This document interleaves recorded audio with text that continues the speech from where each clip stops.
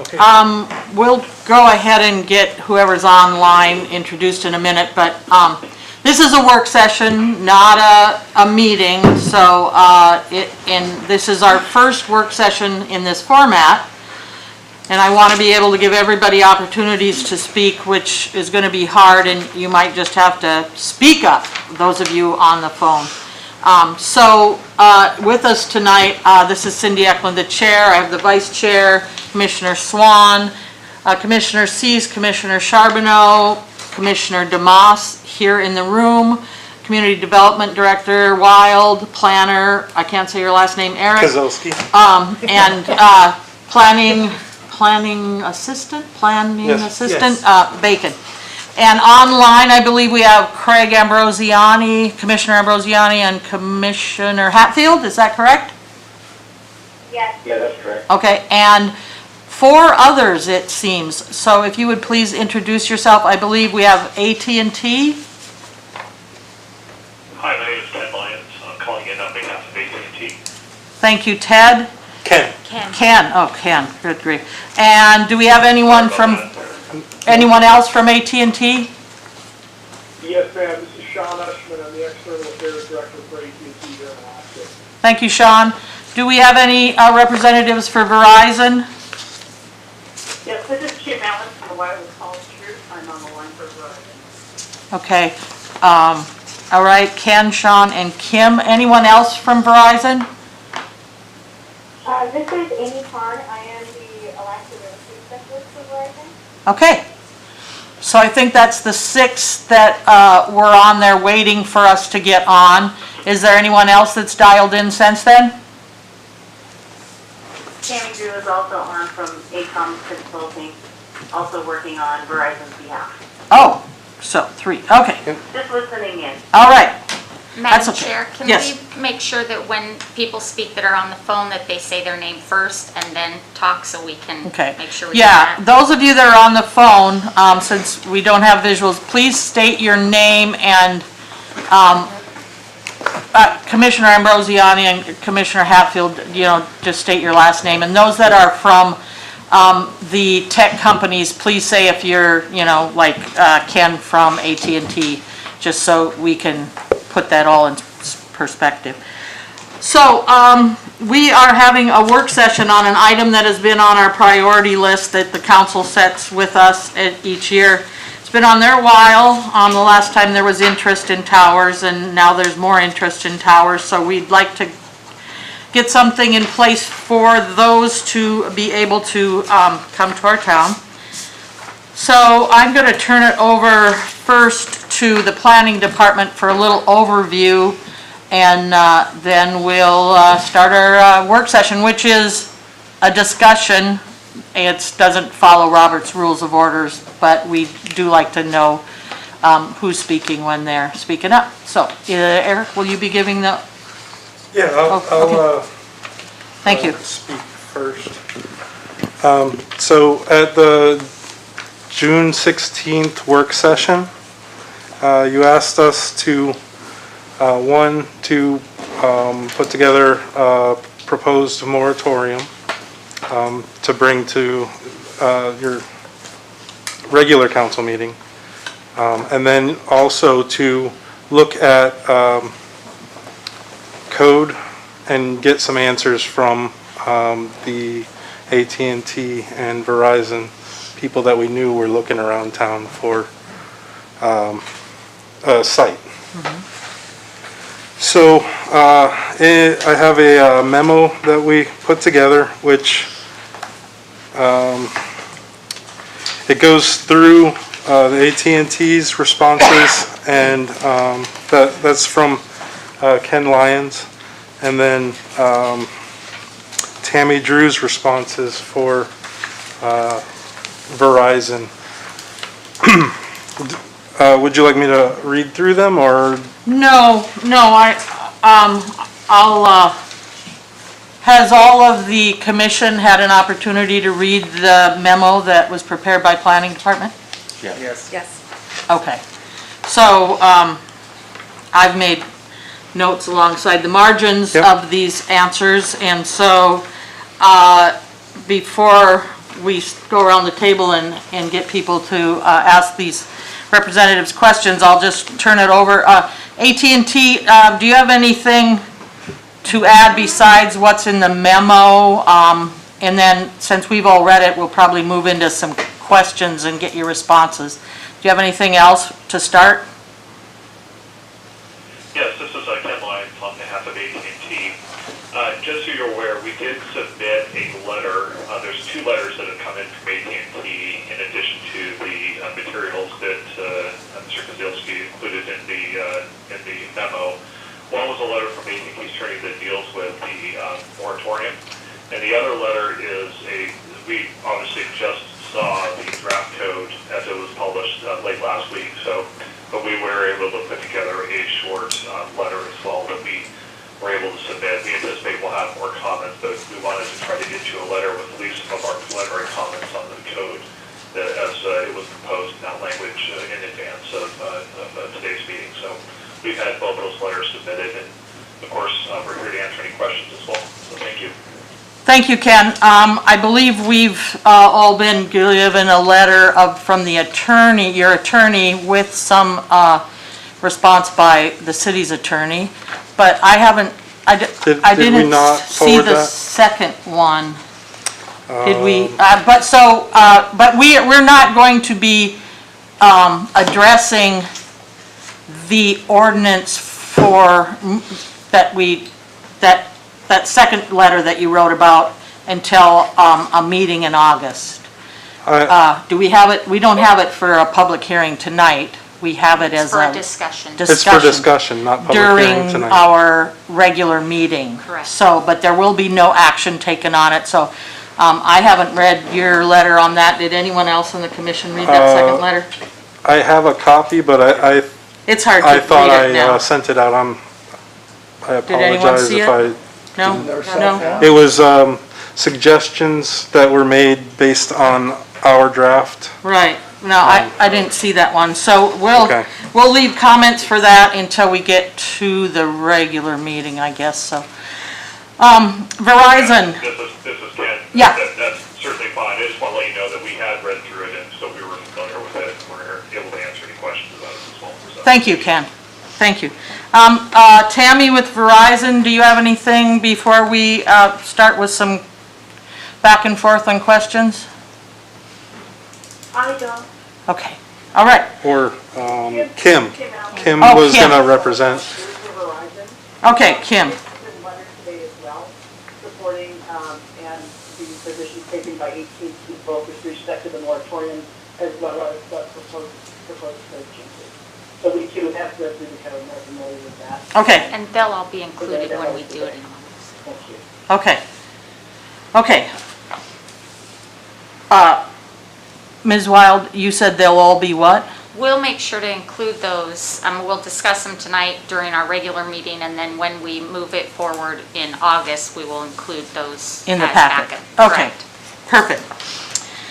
Okay, so I'm going to open up the floor to go through the questions that we had from last time, and where is the lack of sufficient coverage in town that requires new towers? And so AT&T's responses were listed first, all the questions, and then Verizon's.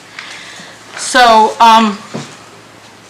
does anyone want to start it off? I've got some questions written in my margins. Might cover some of yours. Well, I can make a statement. I wanted to make a statement about the 58 or 580,000%. Yes, That since 2007, there's been a change from more regular cell phone calls to more internet usage on cell phones, and I believe that has a lot to do with okay. that. And my question on that was, when you calculated that percentage, what time of the year were you looking at? I mean, because the other that your primary concern is that we lack sufficient capacity year-round, we lack Yes. sufficient capacity, or just on the 4th of July or when cruise ships are in? Yeah, so this is Ken Lyons, AT&T. Is this a good time? Yes, please respond. Okay, yeah, so 580,000% refers to basically the advent of the smartphone. So iPhone came out in 2007, obviously other smartphones as well. And I think that's what we're talking about. If you look at, I mean, obviously the population hasn't grown by 580,000%. We're talking about the demand, so the amount of data basically that individual users use and how that's grown over time. To give you a little bit more recent numbers, with just like the COVID-19, if you look at like the statistics, just during the last 4 months of the COVID situation, across our network demand nationally is up about 40% just in the last 4 months as a result of COVID, as an example. But maybe that gives you a little bit more recent feel for the pace at which the demand is growing. And the need that AT&T has for additional capacity in its network and sewer is something that's needed year-round. We certainly feel it the most. As you know, we've had temporary facilities installed to kind of help with some of the demand with the 4th of July weekend and the like. But the need for additional facilities is actually a year-round need, and it reflects the fact that, you know, the amount of growth in data demand is really growing exponentially. Yes, I know 2007 was a long time ago. You know, we've lived in the world of smartphones now for 12 or 13 years, but the amount of data that's being used continues to skyrocket, and that's what we're trying to address. Okay. My concerns were regarding if this was a year-round need or just during peak tourist season. And so I can see, I totally agree that there's been an increase. Any other comments? Yeah, I guess my comment, and I absolutely understand the need for greater capacity. I mean, that's obviously, those are phenomenal numbers, but we knew that before we saw the numbers. I think our biggest concern that we were working with, at least for me, was more of the visual effect, and like, I mean, the fact that we have the towers on the other side is not really interfering with people's views anywhere throughout throughout town, especially the downtown area.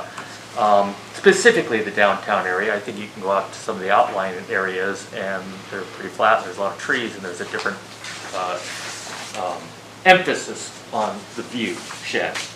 Where downtown here, the whole town slopes uphill, so virtually every house has a view, and to put something up. And so I think, I mean, to me, that was the biggest thing I was looking at as far as trying to deal with any ordinance changes and stuff that we went through. And so, obviously, we want to make sure that the communication companies have the ability to provide our town the services that we require. And I guess I would, you know, just like, you know, more some help or some emphasis on why things, you know, is it possible to provide capacity without towers being placed in central locations? Yeah. Or with our requirements of trying to get things lower to the ground, are there other ways that this can be dealt with? I'd like to have a response from. This is Ken Lyons for AT&T. I'm sorry, I didn't mean to cut you off. Nope, perfect. You want me to try to answer? Okay. Sorry, just make sure there wasn't a delay I had to deal with. The joys of technology, right? Anyway, generally speaking, the days of being able to place a facility at kind of periphery of town, or kind of the highest spot in town, and basically provide, you know, coverage and be really effectively beaming in to get the coverage that's needed is really, I think, the challenge. That's really, if we were building the networks in the 1990s or early 2000s, that might be something that we'd be doing. But we're at a point now where we have to put facilities where the demand is, where the demand is growing. And I think that's the concern, is that, yes, certainly recognize that there needs to be aesthetic standards to make sure these things could be well integrated into the area, but also recognize the fact that we need facilities in this area in order to be able to pick up the demand piece. And I think I did try to provide some background on this, I think, in the responses that we provide, but, the reality is that each tower, if you will, has a carrying capacity to the number of users, the amount of people that can be on it at the same time. And, what happens is if you're at the edge of town and you're beaming in, the people that are closest to the tower are getting the best service, but the more demand that is on that tower means that the people that are further away from the tower, in this case, it would be the actual target of where additional capacity is needed, especially if we're talking about the downtown area, that they're actually not getting the service they need. They're getting what we like to call the spinning wheel of death. If you look at your phone and the little thing that spins because you can't, even though you have 4 or 5 bars of coverage, you can't actually connect. And that has to do with effectively the capacity problem, if you will, that we're trying to solve. So I think this does somewhat reflect, I think, what we would see as some of the natural evolution in terms of how a wireless network would evolve over time. You have facilities that maybe provide mountaintop or hilltop that are providing broad coverage, but then as the town grows, where you have more demand on the network, we have to have more facilities that are closer to where people are in order to break up that capacity demand into reasonable chunks. I think that's what we're trying to accomplish. But we hear the concern that you have about aesthetics, and I think we don't take any exception to wanting to work with the city to try to have well-integrated facilities. The concern is whether or not there's an effort to push these facilities into areas where it no longer actually meets where we actually have to have them in order to function properly. So, Ken and Verizon representatives, in both of your answers to these questions, you talk about the center of town. Well, the city hall isn't the center of town, and this is downtown. We have the harbor, we have the whole school system, and we have the railroad and the cruise ship docks. So more like the center would be Dairy Hill, which is behind the lagoon. So I don't know if you've looked at maps. I'm sure one from each of your companies has reviewed this. But, the schools, when they go back, there could be all online work, and that's going to be a high need. The hospital is higher up. I'm sure they're going to be able to get, a good signal if you were at Dairy Hill as well as if you were downtown. But the school, the harbor area, there's a whole subdivision that goes out of town on the west side of the highway, where there's all the schools and the retirement home and a residential district. And then there's Nash Road and there's the prison. So really, the locations that we've heard talked about are more downtown, not really in the center of town. And I just wanted to know if you were planning to put more than one tower each company, or you were just thinking that one downtown was going to suffice? So this is Amy Carmen with Verizon, and for us, I can say that as far as new towers, we are just looking at the one in the downtown area. We are in the process of working with others totally on towers in other parts of town, such as out at Spring Creek and to the north of town,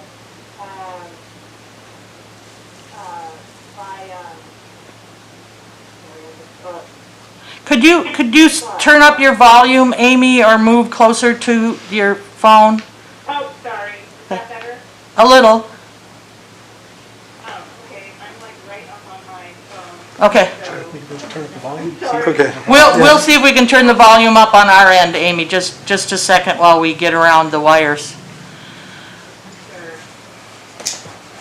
So if I can just repeat what I think you said, besides a tower near the center of downtown, you're also working with properties for one near the prison area, Spring Creek, and one north of town. So 3 different sites? Yeah, we're looking at a few options north of town, and we're also working with an and these are all co-locations, so Okay. they would all be on existing towers. The only new one that we're looking at right now is this new downtown location. We did look at other co-location opportunities and didn't have a willing landlord for one, and the other one had some structural concerns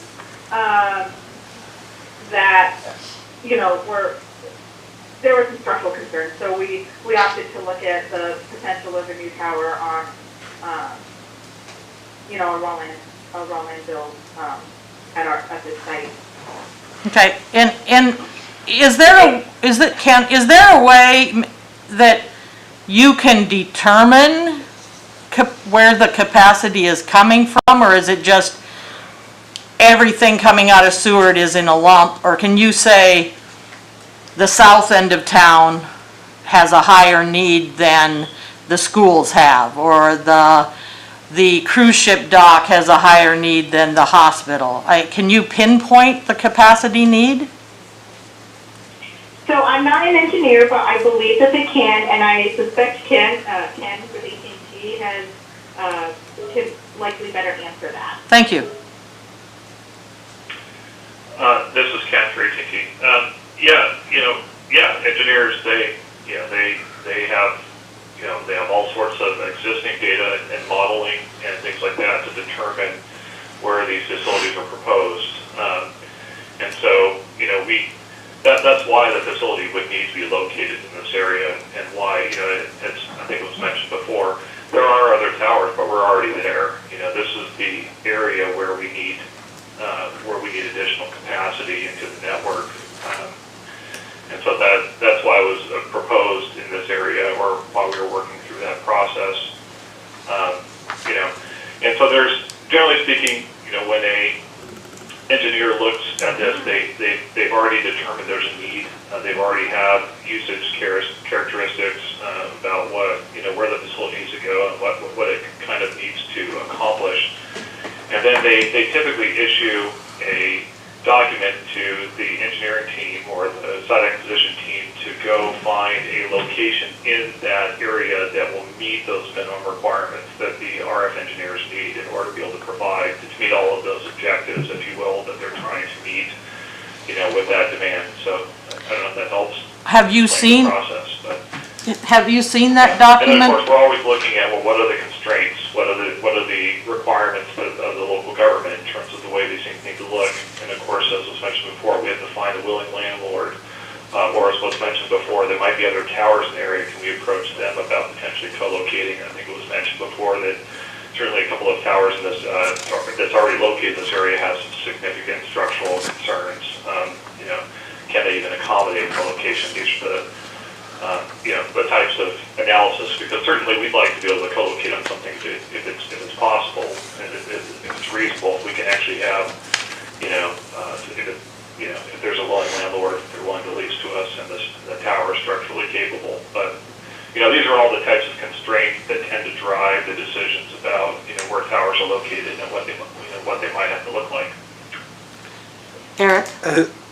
As part of our draft code that we're going to talk about, we did have in the permitting section in the conditional use permit, because you asked conditional use permits all the way across, that there would be a narrative explaining the reason that they needed the location, and maps showing coverage areas. Good, as part of that packet. Okay, so yeah, those would, for the conditional use permits, that's gonna need to be provided. Commissioner Swan. So, I have a question on the existing towers now. You can go out 20 miles down the bay and get on them. So is distance an issue as far as when you're trying to get into buildings, which seemed to be part of the concern was coverage getting inside of buildings and in the more densely areas. So does location have a significant effect on that? Or are we really looking at more of just a capacity issue? Either one. This is Ken. I won't speak for Verizon, but for AT&T, it's both. I mean, the frequencies that we're transmitting at, certainly they have a distance limitation. in terms of being able to, successfully and reliably be able to connect the call, but the ability for people to be able to place calls inside their buildings is obviously one of the key trends. I mean, one of the things we've seen over the last 20 years is that we were effectively a landline society that went wireless. In 20 years, we were a landline society for 100 years. So if you look at the statistics, it's probably close. I think I have it in one of our letters, but I think it's close to 60% of Alaska residents don't even have a home phone anymore. So they're relying on the wireless network to be able to provide this, and so to be able to have that ability to they can place calls indoors is obviously really it's really important. And is that distance or capacity that would provide? It's both. It's signal strength. It's capacity is a function of the ability, the technology. How efficient is the network in utilizing the frequencies to basically cram as much data as you can in that connection. Whereas signal strength it has more to do about whether or not it'll actually reach people indoors. I guess in simplified terms. Yeah. Okay. And I bring up Does that. that answer? Yeah, that's good. Thank you, Ken. I bring up that question because, I'm not familiar with people in Seward not being able to use their data, and especially here in the downtown area, we have commissioners on this that are sitting here that live on both sides of town. In the area that we're talking about, a specific tower, and I do understand the capacity issue. And I totally, see us, the future being much greater demand than it is right now. Obviously, it's more of location, because we have towers now that are 3 miles away and they cover the whole town, and we're only talking about a 5-block area, 6-block area. Yeah. From one end of, as far as from the water's edge up to the mountains. It's kind of a fairly narrow area. It's about half a mile at its widest point and a mile across on the old town. And we're talking about, and again, this goes back to the view shed thing. And the fact is, does a tower need to be in the middle of town? Or can a new tower be up next to the tree line? And that makes a difference for other factors of enjoyable living here in our town. And so, if you could kind of, does 3 blocks make a difference with today's technology? Because you're talking about, I'm talking about trying to see the tower move up 3 blocks or 4 blocks. And these are the narrow blocks, and even the long blocks. This is a 200-foot blocks.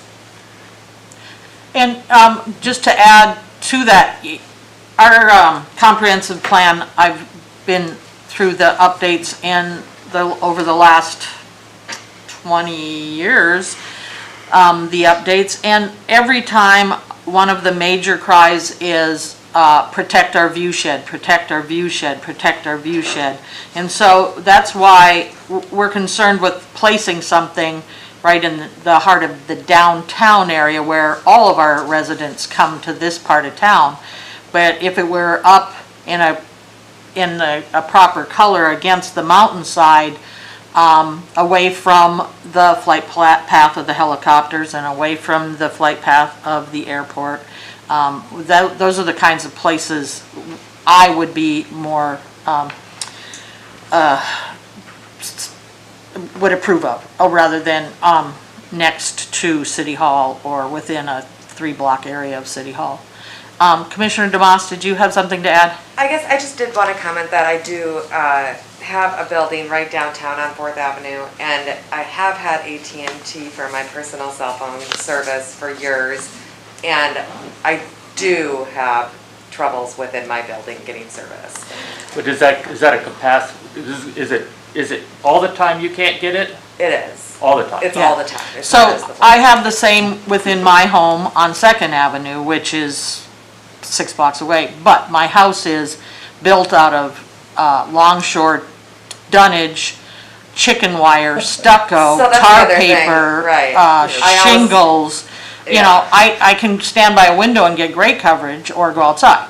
But my house is built to not allow those things through, so Because- it's a difference. I always attributed it to it being a concrete building, and in certain spots in the building, I can and cannot get coverage, so whatever that's worth. Yeah. Commissioner In Charbonneau? addition to that. Oh, sorry, I Commissioner did Buck. want to also say that, just speaking with people in the community, the biggest thing is the view, and that's really what people care about. And so I guess I would maybe want to see some examples of towers that you've built that have, you know, different kinds of aesthetics to them that aren't just, if you offer that option, what those options are, what kind of ideas in that area, because I think that they'll be easier to get people on board with that type of discussion.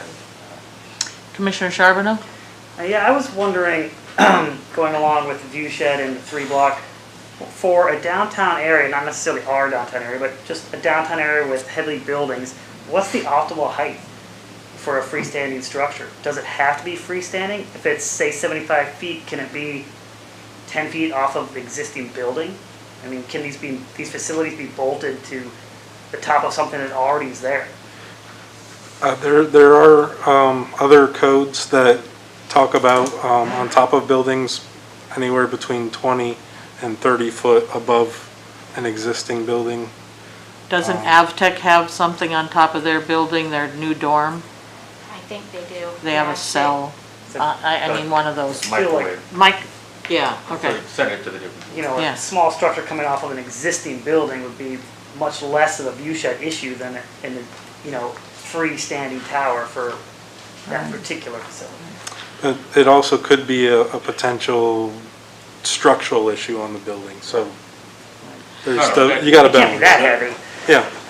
I have a really basic So question. can we have him to answer? We've asked a bunch of Oh, questions. we're waiting for an answer. Ken or Yeah. Kim? I guess answering questions I'll regarding, take a stab at this one. Rec- This is Ken Lyons again. Okay. For AT&T.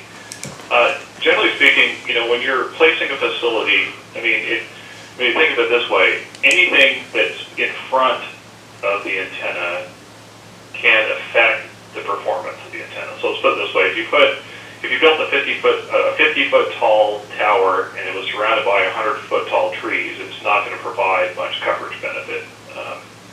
And so these are all the things that are considered when the engineering staff looks at what type of tower. And it's not just the location of where a tower would go, but also how tall it would need to be in order to be able to provide that service. And so sometimes rooftop type of facilities can work. I think Mr. Kozilski actually mentioned the structural issues that might be there. But sometimes it's also about, well, what's the density of trees that are around there? What are the other density of buildings? At what point is it not actually transmitting far enough to make sense to put there? These are all, you know, constraints, if you will, that have to be considered when they're designing a facility. I apologize. I thought that was the question. I know there were a few in there, but was The earlier question was, I mean, right now, I think a lot of the emphasis is trying to find something that's really, you know, kind of in the middle of our downtown area. And the question was, does 3 blocks makes a difference, especially on a hillside where everything's going uphill? So you wouldn't have any additional items in front of it. And even when we're talking about it, we have a very distinctive tree line with nothing on the other side of the trees. So, you know, anyway, does the 3 or 4 blocks make a significant difference? I hate to be vague. Again, Ken Lyons for AT&T, but it depends on where it's located and what kind of line of sight it has. Generally speaking, if you're on a hill and you have buildings that are basically stepping down the hill, that could create shadowing issues that undermine being able to undermine the service. But without looking at it specifically, you know, I don't know if I could provide a more complete answer than that. I don't know, Verizon, you guys have thoughts? But. Yeah, this is Kim Allen for Verizon, and I concur with Ken. It really, another component that is wrapped into height and location is where the network lead is, and where the antennas have to point, in which direction, and you know, where the speedings are. And certainly with capacity infill, the signals that carry lots and lots of data typically don't travel as far as the ones that can easily penetrate obstacles and are very strong and steady, the big tall sites that you see up on the hillside. So all of those things create a mix of trade-offs that the RF engineer, considers and looks at, and it's really very site-specific, so it's hard to give a hard number on that. But those are some of the considerations that create the challenges. With respect to the rooftop placements versus towers, typically we've, a full range of options for aesthetics, including rooftops, including towers, including stealth facilities that are designed to look like something else, are a multi-pronged approach to addressing your aesthetic concerns. Right. And that's what, we're committed to work with you on to develop a menu of options that you feel serves the needs of your community, but also allows flexibility in deploying. Has anyone from AT&T or Verizon that's on the phone been to Seward? Hi, this is Amy Carr. I actually live in Anchorage. I was born and raised here, so I've been to Seward many times. It's like one of my favorite communities in the state. Okay, I love you guys. so, Yeah. Sean Ashman from AT&T. I live in Palmer, but we come down there quite a bit to fish. My wife and kids were just down there last 2 weekends ago out at Miller's camping. okay, so when we're talking about the bench or the hillside or Dairy Hill behind the lagoon, at least one of each of your companies can relate to those statements, so good, Yes, thank you. ma'am. Thank you. My other question was, are you considering 4G or 5G at this time? This is Amy with Verizon, and I can say that our plans right now are to expand our 4G network in the area. Okay, and Ken? Yeah, this is Ken Lyons for AT&T. I think that our plans are to have provision to do both 4G LTE as well as 5G. I think the initial plan, basically the capacity problem we're trying to solve is primarily a 4G LTE issue. But we would be designing the facility such that it could provide 5G service at some point.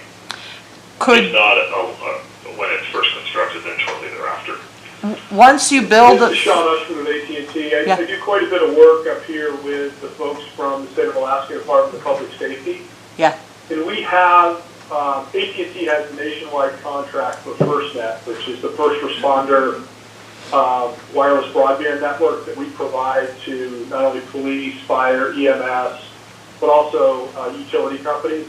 And I know the Department of Public Safety is going to want to leverage some of the advanced applications on that FirstNet network. So although it's 4G LTE right now, we are going to be getting pushed from the public safety community to get 5G rolled out and get those enhanced services available to them. okay. And Can the 5G cans be put on your 4G towers? I missed the question. I apologize. Would you mind repeating? Can the 5G, they look like cans, be put on a 4G tower? So, just to clarify, 5G antennas and radios can be placed on 4G LTE towers. Okay, But keep in mind, there's different types of 5G. yes, There's 5G that's deployed basically kind of like an upgrade to 4G. They transmit at the same frequencies that 4G LTE is transmitted today. And then there's a newer technology called 5G millimeter wave, which are different frequencies. But generally speaking, you generally see both. But I think for a new tower, you're talking about really 4G LTE and 5G. And the 5G antennas and radios really don't look a lot different than the 4G LTE antennas. They're pretty much the same size. Radios are the same size. It's just newer technology. and as I understand it, 5G doesn't have the distance capability as 4G, so there would be more 5G products than 4G? I don't know if that's necessarily the case at least initially within the city. Generally speaking, 5G can be deployed at the frequencies that 4G is deployed at today. So, in other words, that 5G coverage is going to be similar to what the 4G coverage is today. Because if you were using, let's just say, an 850 megahertz frequency band for 4G, and then you convert that to 5G, it's still a radio signal. It still transmits in a similar way. It's just that there are a lot of additional frequency bands that are considered for 5G that don't have as much coverage, I think, to your point. But whether or not we would be proposing to install those in frequencies in Seward, I don't know if it's planned at this time. So. Thank you. Question. Yes, Commissioner Charbonneau.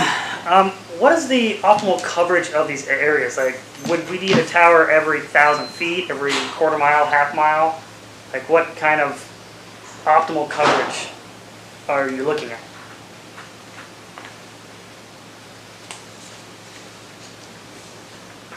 Verizon or AT&T, did you hear that question?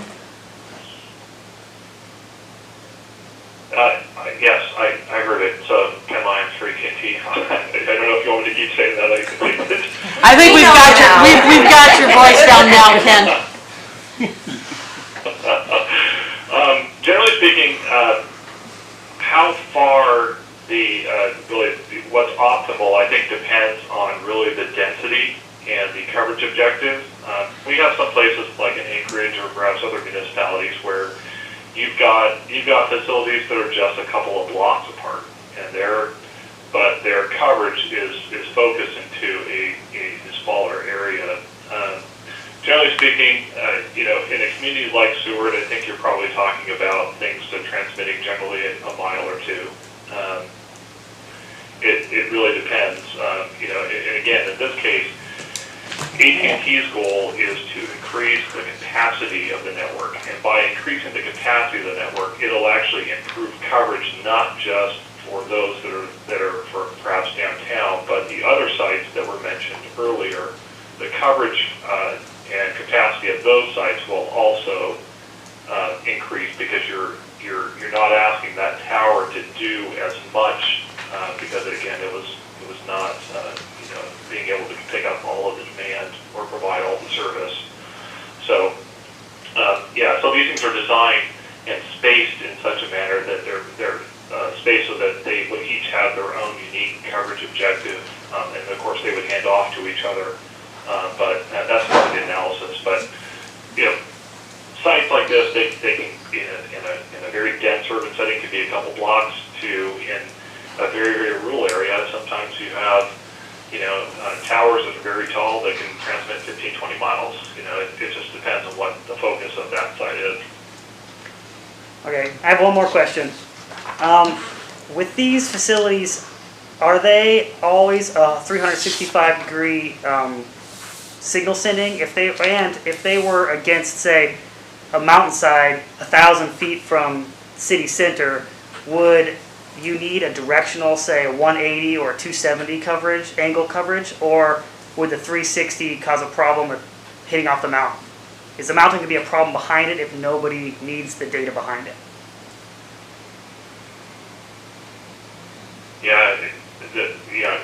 Generally speaking, again, you're probably not going to shoot a sector of your signal towards a mountain if there's nobody there. So you could turn that section off. You've identified, I think, one of the problems. If you're further uphill and and all the people are in one direction, that means your antennas are pointed in one direction. And keep in mind, when you look at a tower today, you would generally see antennas that are basically pointing in 3 or 4 directions. And what's happening is that how can I explain this?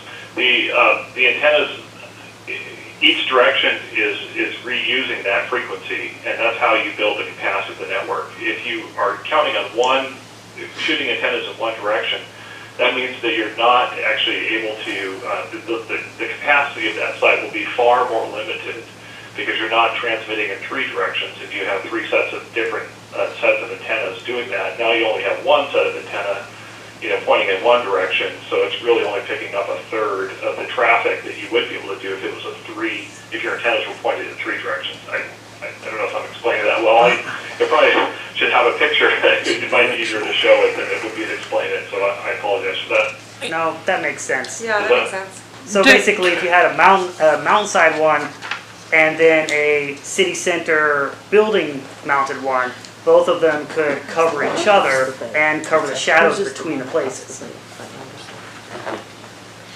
Like a cone of, Yeah, I mean, theoretically, again, we'd have to, and again, keep in mind, in a lot of respects, I think that's what we're trying to do now. We have a facility that provides broad coverage, but we need one to basically cover just this area and split it up. Yeah. And when I speak of mountain, I don't mean like high on a mountain. I mean literally just the perfect height above the buildings, but up against the mountain. So, AT&T, do you currently have a tower across Resurrection Bay on Nash Road? The one thing I didn't get from our RF engineers is a location map of all of our towers. but they do have something But I can look there. into that and let you know. I think, I know that we have at least a couple. yeah, I think most people are pointing at the one I was asking about across the bay. And that one, Nash Road is along the bay with a mountain behind it, so I'm sure that you're not pointing a lot of your angles towards that mountain, but across the bay, and that's why we can get coverage out to the head of the bay, is because you pointed that way, you point up the Resurrection River Valley and up the road and across the bay to town.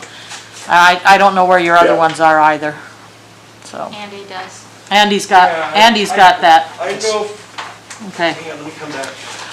We have a regular meeting starting in 4 minutes, and so, I think Andy will answer that question for us probably offline unless he finds it in the next minute. Yeah. Because I'd like to take a bit of a break to, take a breath of fresh air. And we can also discuss it during the discussion of the Right, regular. okay, that sounds good. All right. Any closing things that you think we should hear, or can you hold for our they're coming back online for the regular meeting? So what I told them is I would take them off the conference call. Conference call, okay. Or they could hang up. Brenda wanted us to call again once the regular meeting starts, just so that everybody is aware of who's on the phone, so that we can introduce. Okay, And then I have numbers to call for the discussion during Okay. the moratorium. the public hearing ones, okay. Yeah. All right, so I will thank AT&T and Verizon for your joining us. Commissioner Ambrosiani and Commissioner Hatfield, are you okay with the discussion? I didn't hear you chime in for a question. Sorry, Yeah, it was great, thank you. okay. All right, I know Commissioner Ambrosiani had to go to a hospital meeting and he's coming back on as soon as he's done with that, so. Thank you, and let's take a quick break. Thank you. Andy, turn off the speakers. I like the talk. That's first. Here.